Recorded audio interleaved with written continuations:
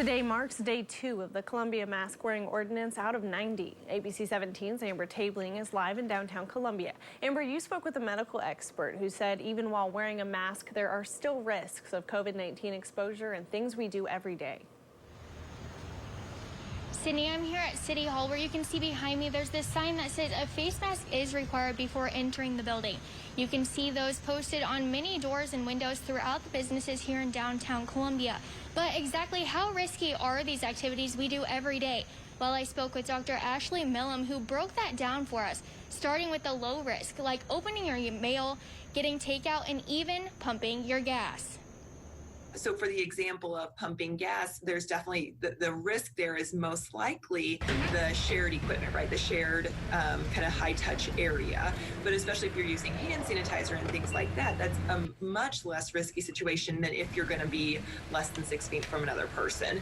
Everyday activities like going for a walk or run, eating outside of a restaurant, and grocery shopping are some examples of moderate low risks of being exposed to the virus if we all follow social distancing and good hygiene practices. Dr. Millam said things like shopping in a mall, going to work in an office building for a week, and sending kids to school or daycare are all moderate risks, as we are likely going to be exposed to more people than we would if we stayed at home. That's less outside exposures coming into that group, but there's also, if there is someone who has the infection unknowingly in that group, it's decreasing how many people could pick it up, take it home. And you can just imagine things like this. It's an exponential spread once that spread occurs. Dr. Millam said going to a hair salon, eating inside of a restaurant, or playing outside contact sports are all moderate high risks, as more people are coming into contact with possibly new people each day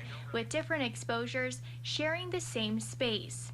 And finally, those everyday activities like working out in a gym, going to a large concert or sporting game, and going to a bar are where people could face the highest risk of COVID-19 exposure. This is really where you're seeing those mass numbers of people that just those types of events have the ability to spread this virus here scarier than it's already spreading.